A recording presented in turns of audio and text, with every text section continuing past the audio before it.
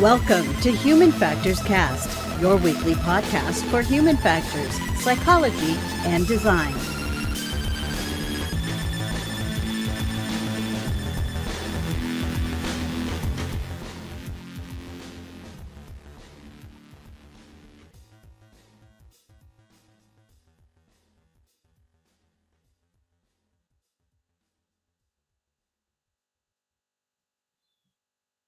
What's going on, everybody? It is episode 237. We're actually pre-recording this episode on March 9th, 2022 for an air date of March 10th, and this is Human Factors Cast. I am your host, Nick Roome. I am joined today by Mr. Barry Kirby. Hey, how you doing? Good. I'm also joined today by a slew of technology issues, so we'll see if we can...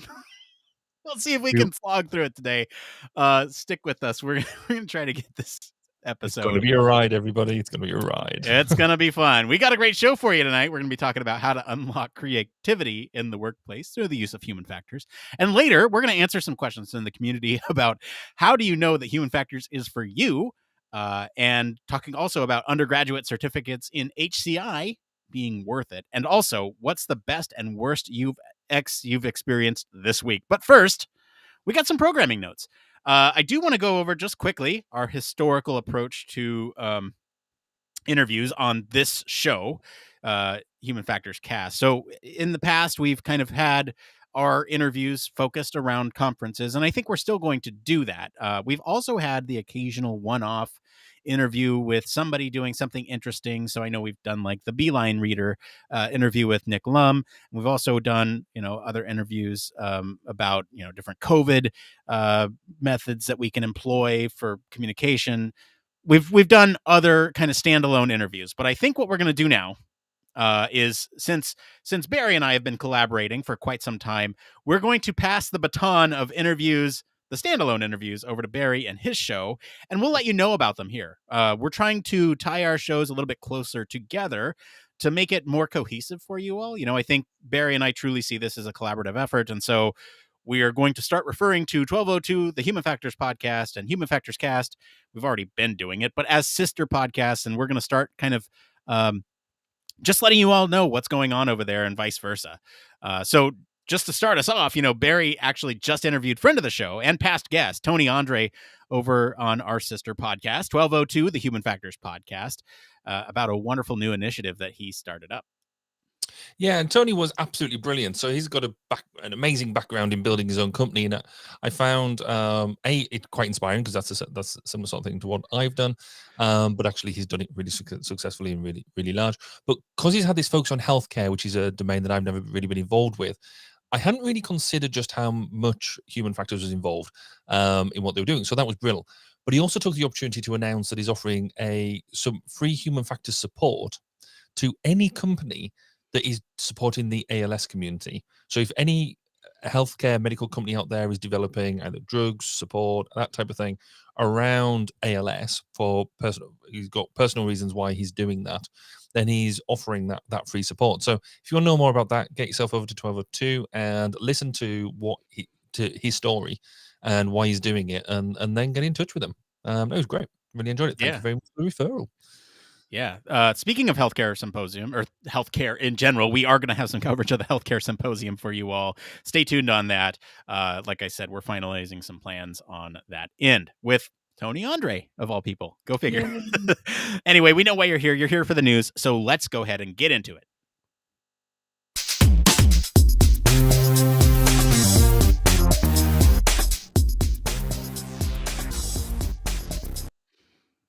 That's right. This is the part of the show all about human factors news. Human factors news. Barry, what do we have up this week?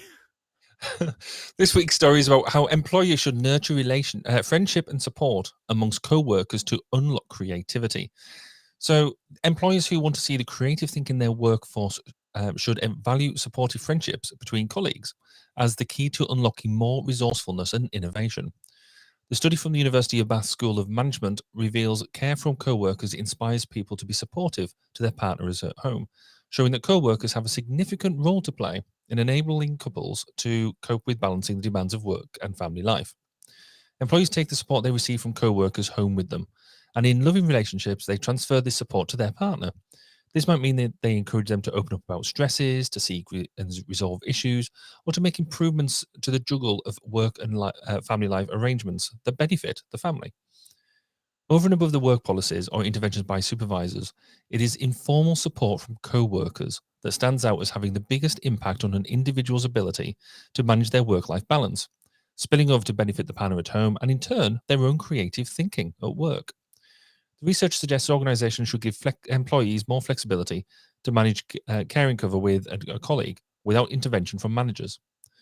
The research also alerts employers to the pitfalls of working practice and expectation taking a toll on home life, encouraging employers to be mindful of the detrimental impacts on relationships.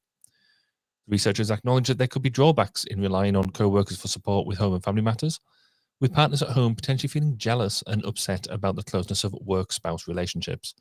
They suggest future research could examine the potential of this relationship dynamic to promote conflict at home. So, Nick, how do you think that your work relationships affect your work-life balance? Generally, they, I don't know.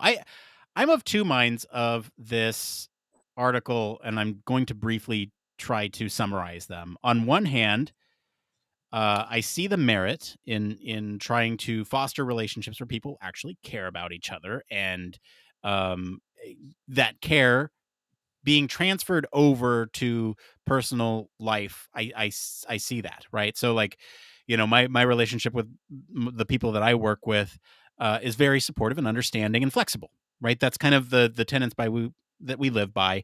We're all remote, and so if something needs to happen during the day, we don't really need each other there to rely on, as long as we kind of make the meetings that we're required to attend, and we do the work that we're required to do. It's not a big issue. And so I think that definitely carries over into my personal life, where that understanding from work and the people that I work directly with certainly carries over. If I need to take care of my son or something while my wife goes to physical therapy or something like that, right? So I get it. I understand.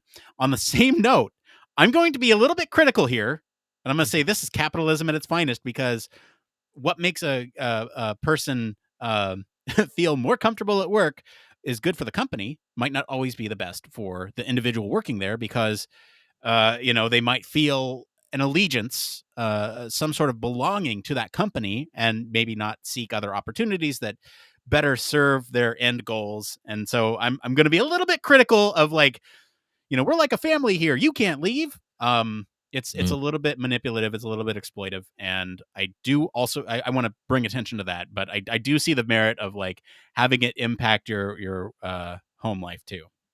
But Barry, I'm interested in what you think, because you run your own company. And so, like, how are you approaching this? This is such an interesting thing, because I've sort of really seen it from both sides, that if I'm part of a team and, I'm not a senior manager of a team, I've just been, just Barry, part of a team.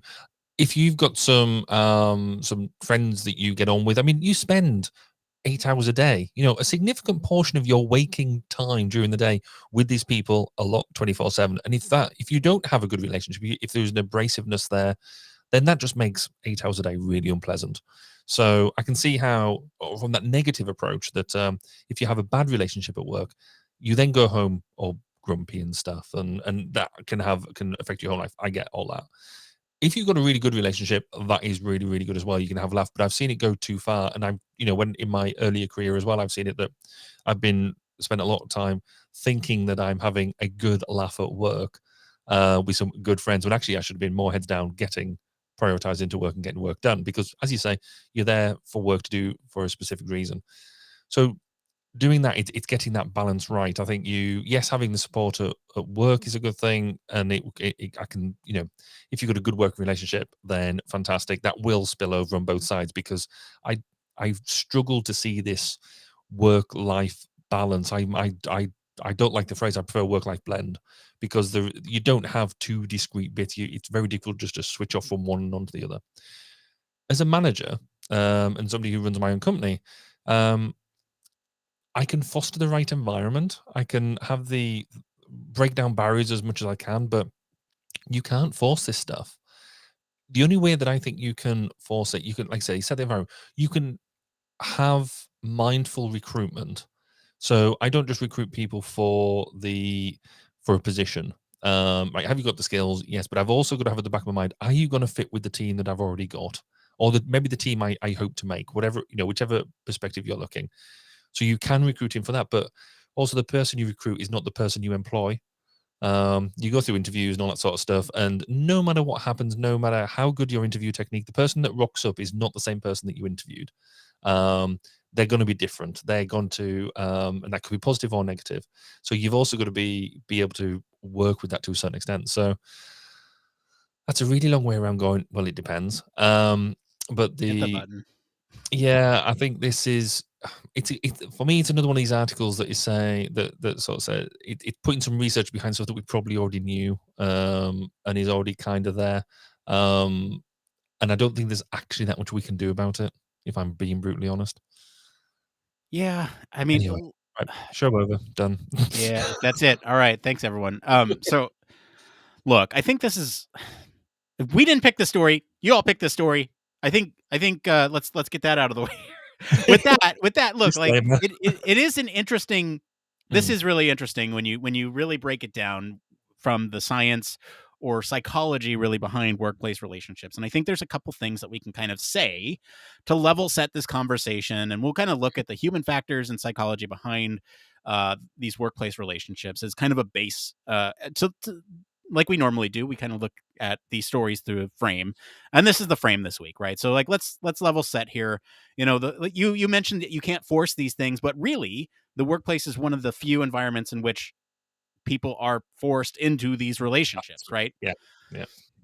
And so, by their very nature, these environments in the workplace are made up by a bunch of people from a bunch of different backgrounds, diverse people, many who might not actually have similar interests in real life, or some that might not be actually interested in meeting or socializing outside of the workplace. Like you said, you can't force this thing. People are different when they show up, and a lot of times, in interviews, you'll try to get like a, a personality fit as well to see if they'll fit with the culture. And I think basically, if we break this down, right, thinking of, from the company side, a company's greatest asset is their employees, and I think anyone who thinks otherwise is not running a great business. And so you have to approach this with the idea that not all these people are going to work together at 100% all the time, right? There's going to be disagreements and there's going to be conflict, and so what you can do, obviously, is employ some of these human factor psychology methods. And so, we'll kind of break this down in a couple chunks. I don't know. Do you want to start with kind of what is a positive relationship at work? Yeah, I mean, to sort of look at this high level. So psychologists have long identified that the desire to feel connected with others is it's a basic human need. Is what we do as people, and interpersonal relationships have a significant impact on our mental health, our health behavior, our physical health, and mortality risk. So we categorize relationships in the workplace by cooperation, trust, and fairness. When we do that, the reward center of the brain is activated. It encourages future interactions that promote employee trust, respect, and confidence. And that means that employees believe that the best in each other and really want to inspire each other into their performance. So, to put that simply, when employees experience positive relationships, the body's ability to maintain, build, and repair itself is improved both in and out of the workplace. So the psychology is there to sort of, again, prove that positive relationships at work are a good thing. Do you want to dive into why it's so important for a workplace? Yeah, and I'll just add to that last one. It kind of reinforces the point that we're talking about with the main article of today's show. It's saying that if you bring home those positive experiences, those positive relationships, you're going to have a better home life as well, because you're not kind of worried about the same stressors at work of dealing with people. So yeah, let's look at some of these positive interactions at the workplace and why it's so important, right? So you are sort of experiencing these varying and dynamic uh, degrees of a relationship. You might have somebody that you really gel with, and you could sit here and talk on a podcast for an hour, and it's like you're talking to your best friend, and shooting the shit, just talking to podcast. And then you have somebody else who it's just absolutely grating to work with, and you got to slug through every meeting and you dread those meetings. So you have the spectrum of quality of people that you work with. And that's any interpersonal relationship. That's outside of the workplace too. Obviously there are some people that you get along with better.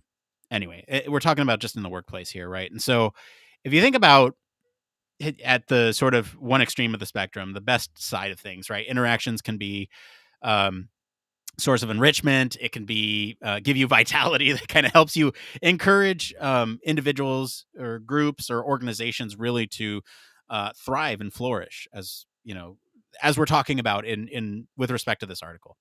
You also have sort of these relationships are characterized as like a pursuit of rewarding and desirable outcomes, right? These at the best end of the spectrum, and at the other end of the spectrum, the negative ones, right? You're kind of these are characterized by thoughts of like being unwelcome or punishing to work with those types of people. And so when we think about positive interactions in the workplace, it really does impact several things like job satisfaction. It actually really increases, or I guess it influences staff turnover, right? So the more positive you see your coworkers, or the more you see them like a family, this is kind of my criticism at the top of this, the less you're likely to turn over, or have turnover within the company, right? So the more support you get from your colleagues, the more likely you're going to stay there for a long time. There's also, some of these positive interactions between supportive coworkers. They can actually help with clarifying some tasks or improve other people's individual understanding of what their role is. And so the more it all comes down to that communication piece. The more you can kind of the more you can kind of communicate about what you are doing in your workplace with somebody else that you're working with, the better your performance will be, right? And that's kind of ultimately what we're talking about here, is how these relationships can improve human performance when it comes to workplace. So let's talk about we're sort of looking at positive interactions here still. These things are marked by trust, by mutual regard, active engagement, and interactions that are characterized this way can improve awareness of others, foster positive emotions such as empathy, compassion, and increase the likelihood of trusting, respectful engagement between individuals. If it's not clear, I'm reading. This is from a paper from Rosales 2016. So go take a look at that. But a lot of this is summarized in the statement that I just made.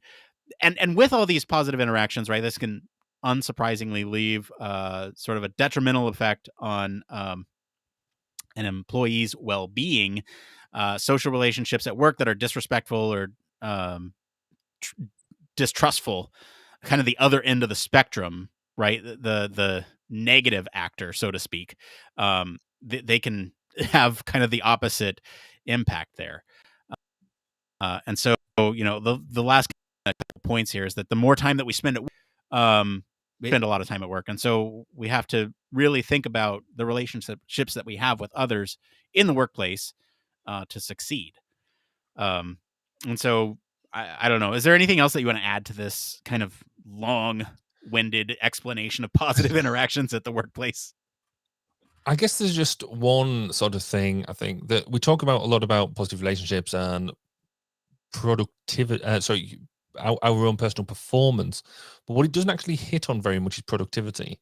Because sometimes, if everybody's having a good loving as a team, that doesn't necessarily mean you're being massively productive. Because actually, sometimes having a negative actor in the room, as annoying as it can be, can actually make you better at what you do. Normally, it's an inter-team thing to a certain extent. So I've had it where I've been working with certain engineers, and before they realize that I'm also an engineer, and we come across as Satan's wrath and things like that, and they're like, what are you doing? Tell me what to do. And so that you almost have that playoff between each other, where I was like, actually, I'm going to use this to make us better. And so there is a bit of a, not necessarily all negative is bad, but you just got to know how to use it. But I think there is a difference there between getting the productivity out of an organization and getting good cohesive team working together. I mean, I think when you look at how to foster employee interaction, I think it's, as I said before, I don't think this is a thing you can't force people to like each other, but you can create an environment that makes it more likely, or at least give it the opportunities to do so. Giving people the opportunities to actually chat with each other, to have a brew with each other, have coffee, tea, have breaks with each other, eat together, that type of thing. Relationship with colleagues were the number one contributor for employee engagement, with 77% of respondents listing that workplace connections are a priority for where you're at. Leaders and managers need to determine positive ways of engaging with them sort of relationships. And I've sort of been there before, where I've worked in organizations where they're like, no, you don't need to do any of that. No motivation. I mean, a really good example, I had a team where I would go and give them, a couple of times a day, right? Everybody down, what you're doing. Let's go to the kitchen, have a brew. 10 minutes, just banter in the coffee. And I got pulled aside by a senior manager, said, you can't do that. They're not working. And that means they're not working hard enough. And I was like, well, not really, because we thrashing them to win within an inch of their lives. This is my call. I want to do this. You can't do that. Okay. Doesn't mean, but I'll be honest, I think productivity will go down. I don't think we'll get enough out of it. And yeah, so we had a long discussion around it, and I think it's important to try and create it. So yeah, I think you've got to work at it. I think you've got to allow it to happen. Basically, removing the barriers that limit social interactions. And there's a whole swathe of what they can be. Everything from how you plan out an office, where you site your teams and that type of thing. But you've also got to create opportunities for employees to engage with each other. And again, there's a whole bunch of ways of making that happen. Everything from just having drop-in days, having breakout rooms that you encourage people to go and have coffees and things like that. So yeah, I think it's something that does need to be done. Have you got any thoughts around? Have you had an employee interaction that you felt was too forced, or that you didn't think was good enough, or a really good example of good practice? So good questions. Yeah, my experience with this has been wide ranging. So I think when you build it into work, it works well. Like for me, I make a point to spend about 10% of my time. So if it's an hour-long meeting, that's 6 minutes. Catching up with the person and really starting to like develop a relationship with them, right? So like and I think that's really important too, because then you come from a place of understanding with who you're working with. You understand kind of what is going on in their personal lives. It gives you awareness that if there is something going on in their personal lives, maybe give them a little slack, right? Especially with the state of the world right now. I work at a global company, and so there's a lot of people affected by what's going on by world events. And so I might say, hey, look, like it's totally fine. You don't need to get nothing's urgent, right? Like you take care of you first. It's something really important to do. So 10% of your time, I'd say, as a good baseline. If you're working, a 40-hour work week, 4 hours a week, seems like a lot of time from a productivity standpoint. But if you are kind of investing in those relationships, I think it's totally, totally worth it. In terms of my experience with this, like, it's like I said, when it happens at work, when it's built in, it is pretty great. When it's forced outside of work hours, like, hey, let's go out for a happy hour afterwards. I'm like, well, I got a 2-hour commute. I got to get home. Like, I don't want to sit here, because if I sit here, I leave early because I have a commute, and I come in early because I have a commute. I don't want to sit here and like have to wait, 3 hours in traffic instead of the normal 1.5. Like, let me go. And it really kind of limits your sort of interactions. Likewise, if you're on like a work travel, I don't know, that technically could all be considered work, but I don't know, like if you're going to lunch with everybody, that's fine. But like drinks at night, it's fine. But at the same time, maybe I just want to sit in my hotel room. Don't put the I guess stress on me to make that decision. Like, I don't know. It varies. And, I could love the people that I'm hanging out with. But just I want to hang out in my hotel room. Like, can we just hang out in a hotel and hang out? Like, I don't want to go out and do that. Like, it just seems like a hassle. We got to find a Uber. We got to go find a bar. We got to like, go to the thing. And yeah, it could be fun. And it is fun most of the time. But again, like, what if I just want to hang out in the hotel room and watch, the local news? Because that's something you don't get everywhere. Anyway, that's my 2 cents. Yeah, no, I think you're absolutely right. And it's one of these things as well, especially if you're doing long-term work with people. So, Yeah. a bit of short-term business, quick business trip, fine. Yeah, you go and do that, and maybe one night or something like that. And do that. But I went through a stage. I think it was 5 years. I was on a secondment, and basically 3 nights a week we were expected to, because I was with senior management. That they would go out and eat their best restaurants and all this sort of stuff, and I was expected to join them all the time. And I was like, well, okay, last night was fine. Tonight's getting a bit forced. Tomorrow night is, oh, geez. Yeah.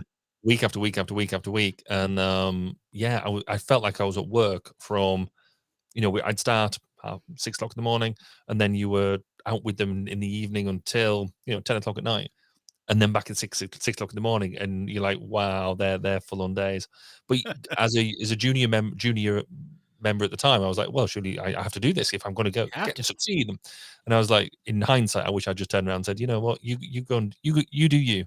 I'm going to go and do something else. But there Yeah. we go. Well, I mean, yeah, when you're junior too, you have that FOMO, fear of missing Mm. out. And it's like, well, do I need to be there because I need to advance my career somehow. So I need to make these connections and I need to be there. I need to show face. And yeah, you're right. It's just like, what are you missing? And so like, I agree. And, I'm glad you said the dinners thing because it's like sometimes I just want to pocket my per diem and like eat at Yeah. McDonald's or whatever. I don't want to eat fancy dinner with y'all. I want to just I mean, easy.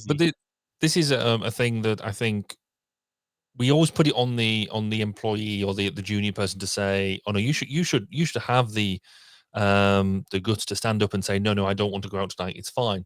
Actually, no, it's a leader's issue of realizing that maybe the person is there because they think that they have to be there to impress you, not because that they actually want to be there. Why don't you turn around and say, look, you guys go and do, I'm going to go and do something else. You guys go and have some time by yourselves, do what it is that you want to do, and let them do it. They don't they don't necessarily want to be there at your beck and call because they feel like they have to be there. Anyway, Right. I think I've done that to death.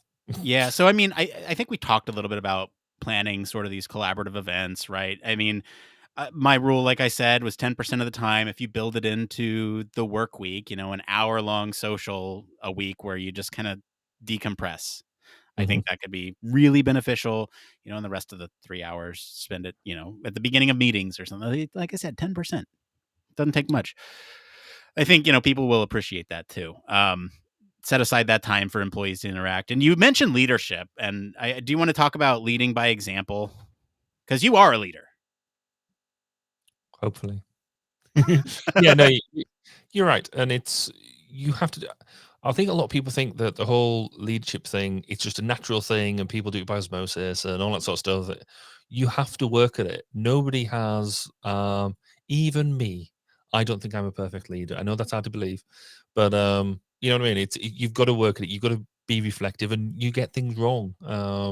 You've got to be able to go back and actively be reflecting on what are people telling me, what are people saying, and what are people actually saying. What are they actually telling me? Do they actually want to come out and do stuff or not? Do they feel like they have to do it and things like that? So you've got to be aware of your team, and it doesn't just happen. Yeah. I don't know. Do we want to talk about the Perma model? I think it's kind of interesting. So there's this model called Perma, PERMA. And it kind of highlights 5 of these critical elements for mental well-being, right? We talked about mental well-being a couple weeks ago. So this is a good tie-in to that. I think it's good to have, right? And so if you think about this from a business perspective, from a company perspective, from workplace perspective, you can think about these leaders implementing something like this to have a positive culture that encourages that belonging. And so when we talk about PERMA, it's an acronym. It stands for positive emotion. That's the P. Then you have E is for engagement. And then you have M is for meaning. A is for achieving accomplishment. There's a second P in there. So I don't know. It's the 5 elements of the Perma Model are positive emotion, engagement, positive relationships, meaning, and achievement or accomplishment. I'm not sure what the R is supposed to be. Relationships, maybe. And Relationships of a positive nature. yeah, there you go. There you go. See, we just improved the Perma Model. Can we get a source? Get a paper on that. So if you think about that and sort of implement these things, making sure that people are happy at work, making sure they're engaged with others, making sure that they have positive relationships with the people that they work for, making sure that their work feels like they're working on something important. I think that's a big one, right? A lot of people kind of lose sight of what they're doing, and that you could really make a difference. And then sort of achievement and accomplishment, that is a whole separate conversation for a different time, but just making sure that people feel like they're accomplishing something or achieving some of their personal or professional goals. So what's the take-home message of all this, Barry? Fundamentally, any and every organization or individual can encourage decent, positive employee interaction by developing an inclusive workplace culture. And everybody can do that. Everybody can contribute towards that. Promote positive social interactions, good workplace relationships. They can all be a source of individual and collective growth, learning, and flourishing.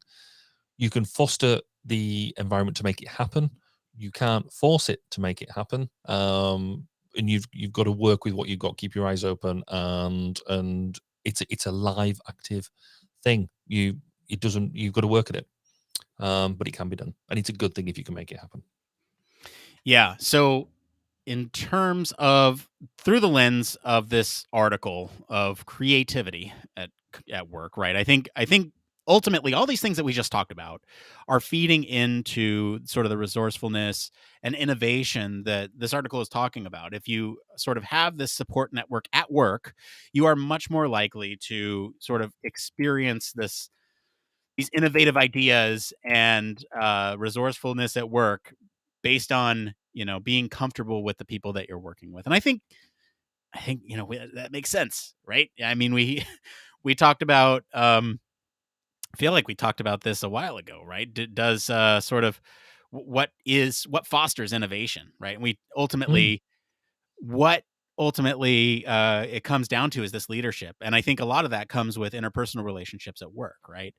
For everyone's reference, what I'm talking about here is episode 224. We're talking about specifically remote working, fostering innovation, but really that whole conversation was about leadership. So go listen to that one if you're interested in that conversation. Barry, any closing thoughts on workplace relationships as it relates to creativity or anything like that? I think that what you just said is absolutely true in that if you do this right, then yes, it can promote creativity and innovation. However, if the roles aren't creative or innovative, then you're not going to get anything for free. It doesn't create it. It fosters it and it allows it. It doesn't trap it. So yes, go make it happen. Thank you to our patrons and everyone who voted on Twitter for selecting our topic this week. And thank you to our friends over at the University of Bath once again for our news story this week. If you want to follow along, we do post the links to all the original articles on our weekly roundups. You can find those on our blog. You can also join us on our Discord if you want to talk more about these topics and how your workplace experience has been thus far. We're going to take a quick break, and we'll be back to see what's going on in the human factors community right after this. Human Factors Cast brings you the best in human factors news, interviews, conference coverage, and overall fun conversations into each and every episode we produce. But we can't do it without you. The Human Factors Cast network is 100% listener supported. All the funds that go into running the show come from our listeners. Our patrons are our priority, and we want to ensure we're giving back to you for supporting us.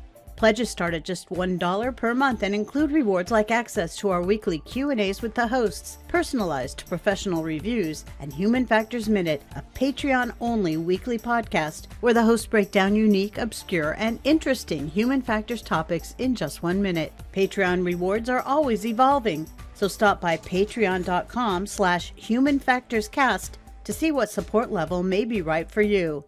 Thank you, and remember, it depends.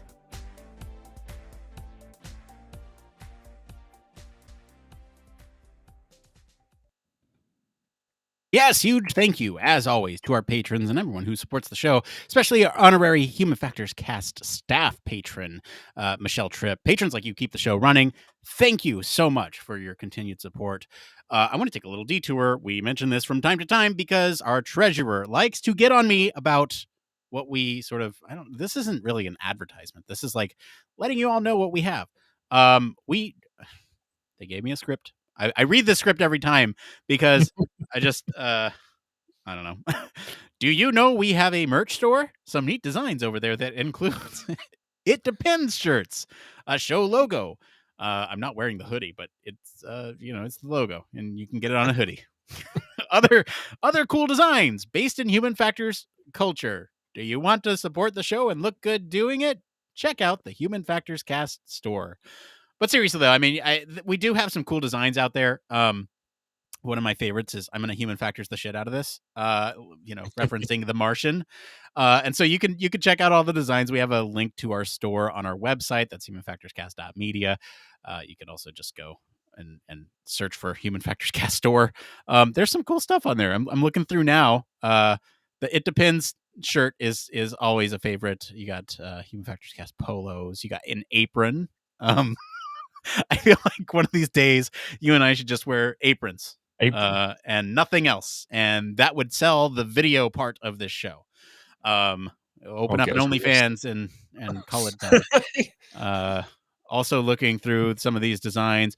Oh yes, we have our favorite. I can't even believe I forgot this. We put our favorite review as a post on. So you can actually wear our favorite review of the show as merchandise. And just for everyone's awareness, the review reads as such: like so, like you like, and like so. If you want to listen to a couple sophomoric boring bros drone on, this is for you. That some of these guys could in any way represent Human Factors as a profession is truly terrifying. So that is our favorite review. Please go support the show by buying merch of that review. We love that review. And if you disagree with that review, please leave us one that doesn't say that. Yes. That'll really help the show. Anyway, let's move on. I'll say if you do agree with it, move on. Yeah. If you do move along. Otherwise, I think it's time that we get into this next part of the show we like to call. It came from.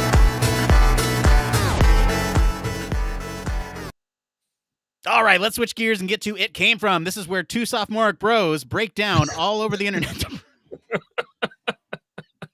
Look all over the internet to bring you topics that the community is talking about. If you find any of these answers useful, give us a like wherever you're watching to help other people find these answers.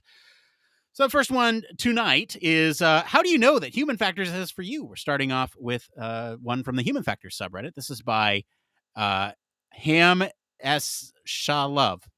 Hameshalov? I'm going to say that wrong. I'm really sorry. Hello, everyone. Are there any sort of indicators or experiences you've experienced in your duration of study or at work when you realized Human Factors was the field for you? And I think one thing, Barry, that we can do here is kind of like, what is our origin story? What got us into the field? You know, that kind of thing. Because we host a podcast on Human Factors and we realize it every week. I don't know. When did you discover Human Factors and when did you realize it was for you? So I didn't realize it, but I first discovered Human Factors when I was doing my degree in Command and Control Engineering, when I was doing a module on UI design.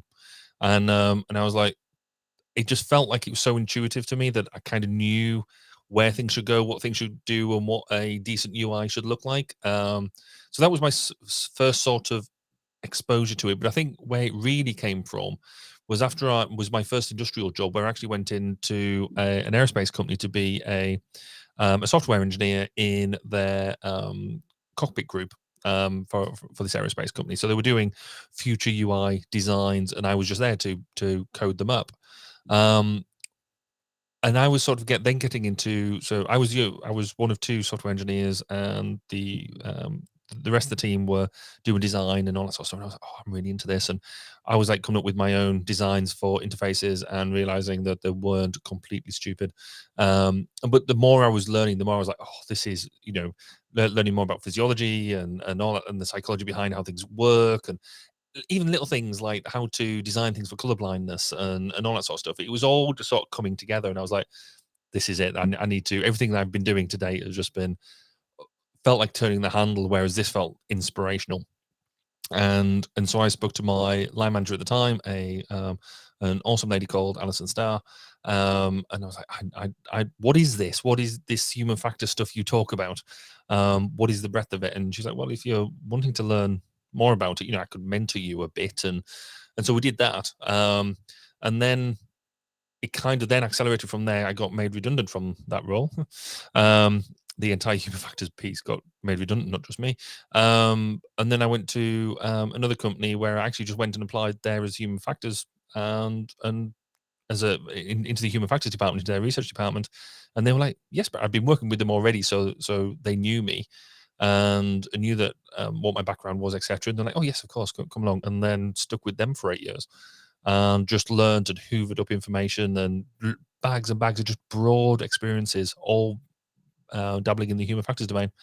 And then it was but it was that I think it was that moment of knowing that actually what I was looking at was just intuitive to me, was something that it just made sense. That whereas I could code, I could do all that sort of stuff, that was fine, but I was kind of doing it because I felt I should and I had to. Whereas developing this design work, and thinking about how people would interact with it would just seem to be like, well, duh. And it was almost a shock when you then look at other people and go, well, why don't you think like this? Isn't this just common sense? And then that's a sparkle moment of actually, yeah, common sense isn't ubiquitous. It's just common sense. Yeah. So I wonder where I've seen that. Yeah, quite. So well, it depends where you look, doesn't it?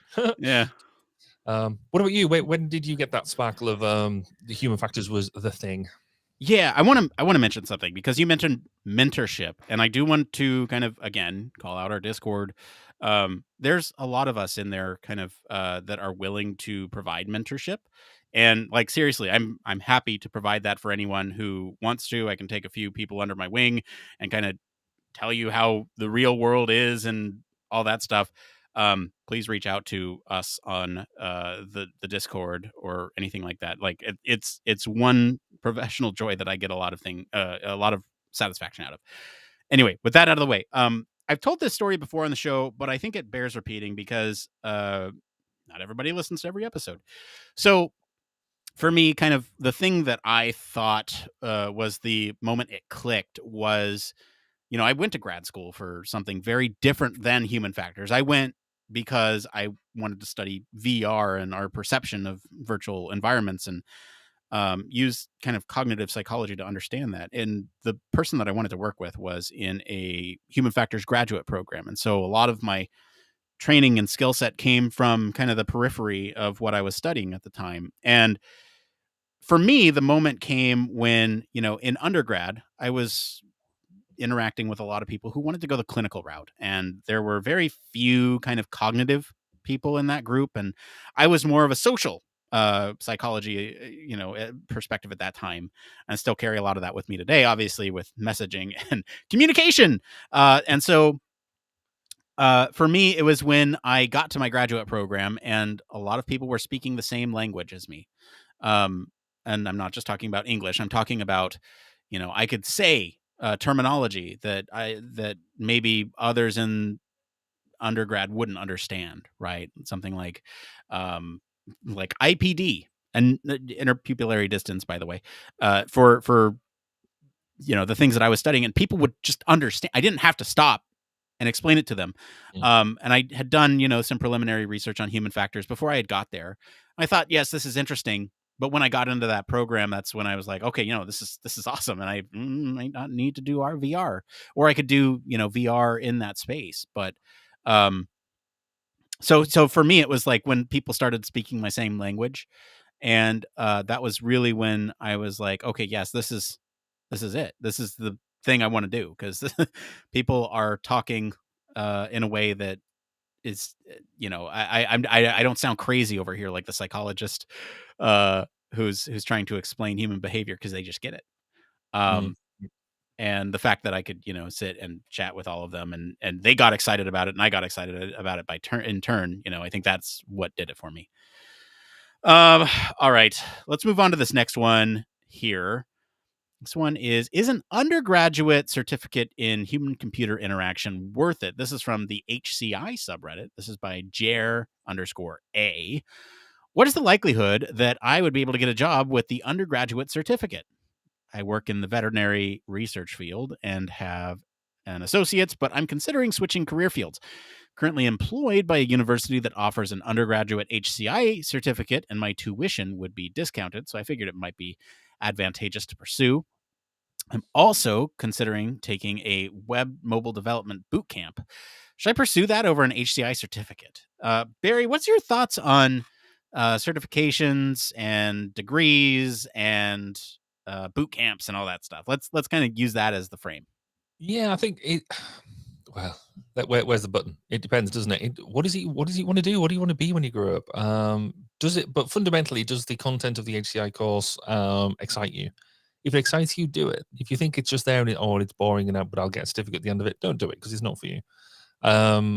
If you're doing it just to as an addition and it could be vaguely interesting, then crack on. But I think certificates and that are really, basically the whole degree course, all that sort of stuff, doing I would say a formal approach to human factors and all, in its entirety. Certainly getting the good academic grounding is really good. It's really advantageous. There is, if you know it's what you want to do in the future, then it will save you a lot of time learning after the fact. Learning on the job is great, but it's not. I think there is, if you can have some of them underpinning concepts, it saves you a lot of time in the long term. That said, I did none of that. All of my work has been picked up on the job, pretty much, and basically my own self-study and practicing thing. So it's possible. And now I run my own company doing it. So I clearly haven't messed it up that much. So whilst I think if you've got the opportunity to do it, and being a human factors person, and particularly an HCI person, I'm quite partial to designing the odd interface. That's where my love lies. If I had the opportunity to do that when I was younger, I would give it. Going back in time, knowing what I know now, I would absolutely go ahead and do it. But you've got to do you. At this point in time, you don't know what you're going to do in the future. Go with what inspires you, what drives you a bit. If it's inspiring, do it. If it's not, don't force yourself, because there's absolutely no point. Nick, tell me I'm wrong. What approach would you take? Jeez. So look, I'm gonna say this. I'm a little critical of boot camps. I think in a way they could be a good way to get your feet wet, so to speak, if you are interested in it and want to experience some of what that is like. That could be a good opportunity for you. Although I do struggle with that a little bit, because this is my opinion, and I think that boot camps are created by people who want your money because they want you to take the quick and easy route, which, by the way, there is none, to get to the place that you want to be. And is that going to take place at school? I mean, like, you could certainly get the experience at a job, that, on the job experience. That is one way to go about it. You could also frame your research in the vet field, right? About, like, you've done human factors, but for pets. Like, there's ways to, like, frame it, and you could I don't know, you could spin it to the point where you could almost get a job depending on how you spin your research or your past experience. Look, my ultimate point here is I'm critical of boot camps. They're a great way to get your feet wet, but not the end all be all for training. And I think, you're talking about one weekend versus many, many months and years of school or on the job experience. I think there's a very different skill set that you get from both of those, right? And so you might take several boot camps and be down several $1,000s. But other people who have names in the field are much more richer because they've taken your money. So I don't know. Like, that's kind of my thoughts on it. So you can join my boot camp starting next week, and in podcast technology and staying online for as long as you can. Exactly. Anyway, that's my 2 cents on it. The last one here. What's the best and worst UX you've experienced this week, and why? This is by Nasdaqian on the user experience subreddit. They have provided examples here. Theirs was covidtest.gov. It was sort of the easiest government site they had ever used. 2 steps, less than 30 seconds to complete their goal. The worst was HBO Max. The information hierarchy is awful and incredibly difficult to change seasons and episodes, especially when already viewing one. So, Barry, what is your favorite UX you've experienced this week, and what is your least favorite? I think my favorite has to be. What is my favorite? Actually, my favorite has to be my washing machine this week, which I'm moving from one place to another. And actually, the ability to switch it off, unhook it, get it all squared away was surprisingly simple. More simple than I've seen previous ones done before. So that was fine. The worst one I've done this week is I've been playing around with some electronic devices and trying to code buttons up into them and things like that, and finding that element of doing the coding. I mean, granted, I haven't touched coding in a while, but this wasn't true coding; it was quite simple. But just there were some frustrating elements to it where the intuitiveness was lost. I would put a slight third one in there on a negative, which I'm going to throw at Amazon Prime. Because every time when you watch a series on Amazon Prime, that you have to put put your PIN code in for the age restriction. If you're on Netflix, you just put it in once and it goes and streams your thing. With Amazon Prime, you have to put it in every single time, and that's really irritating. So that's annoying. What about you? What's your today? What's your best and worst UX that you've experienced? This is gonna be a couple weeks span, so it's not just today or this week, but I'm gonna do a couple weeks, right? So, I will say for my dentist, I was able to fill out all my information ahead of time and type it all up, and really sort of just get ahead of the curve and fill out all that information ahead of time, typing it up, which is Cool. great. By contrast, went to the dentist with my son this morning, and my wife had to write out everything manually. So I didn't experience it, but I saw her hand cramping, and so I'm going to go with that. I'm going to go with the ease of being able to type up ahead of time everything that you need to put in information wise, and not have to. It's that's kind of the best and worst I've experienced this week, and it's just very convenient to have everything kind of sent to you in a link where you can just fill it out. Very different experiences. All right, let's get into this last part of the show. Needs no introduction. It's just one more thing. Barry, what is your one more thing this week? So my one more thing this week, I went on holiday last week, which was amazing.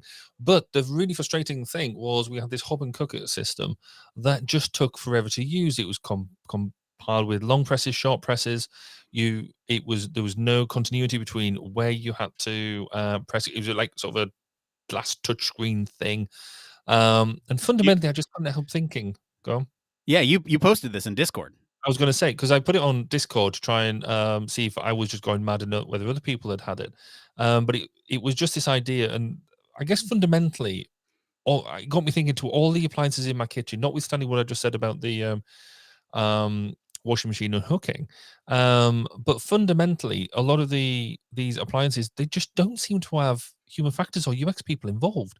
You seem to have such a combination of weird push buttons and some, the combination of stuff you have to do. There seems to be no continuity between either on the machines themselves or across kitchens, with I guess a couple of notable exceptions. But yeah, why don't appliance manufacturers employ UX people? And if you do, why are you not doing more about this? Because I'm finding it very frustrating. Thank you for that. That was my little bit of therapy. Nick, what about you? Wow. Putting those appliance companies out on blast.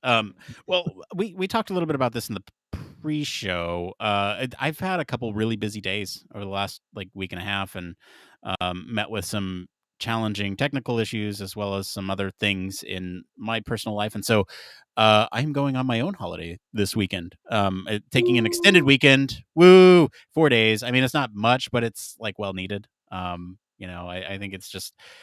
I don't really have anything else to say other than wow. Sometimes just things are rough. And I'm glad that we've fixed the technical issues. And I'm happy to say that because we're here at the end of the show. And that's it for today, everyone.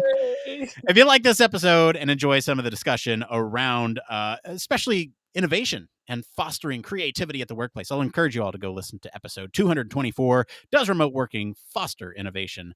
You can comment wherever you're listening with what you think of the story this week. For into that in-depth discussion, we'll invite you to our Discord community where we can talk ad nauseum about some of these issues. You can always visit our official website, sign up for our newsletter, stay up to date with all the latest Human Factors news. If you like what you hear, you want to support the show, you can leave us a review. Don't say it's two sophomoric bros just talking about and that we're, sorry excuses of Human Factors professionals. You can always do that. You can leave or I don't know, and give us another shirt idea. You can tell your friends about us. That helps the show grow. You can always consider supporting us on Patreon. That really helps the show because it helps pay for the stuff behind the scenes. And we might not have as many technical issues. And as always, links to all of our socials and website are in the description of this episode, along with 1202, the Human Factors podcast. I want to thank Mr. Barry Kirby for being on the show today. Where can our listeners go and find you if they want to talk about creativity? If you want to talk about creativity, come find me on Twitter. I'm at Baz_K, or come listen to my latest murmurings on 1202, the Human Factors podcast. As Nick says, it's 1202podcast.com. As for me, I've been your host, Nick Roome. You can find me across social media at Nick_Roome. Thanks again for tuning into Human Factors Cast. Until next time, it depends.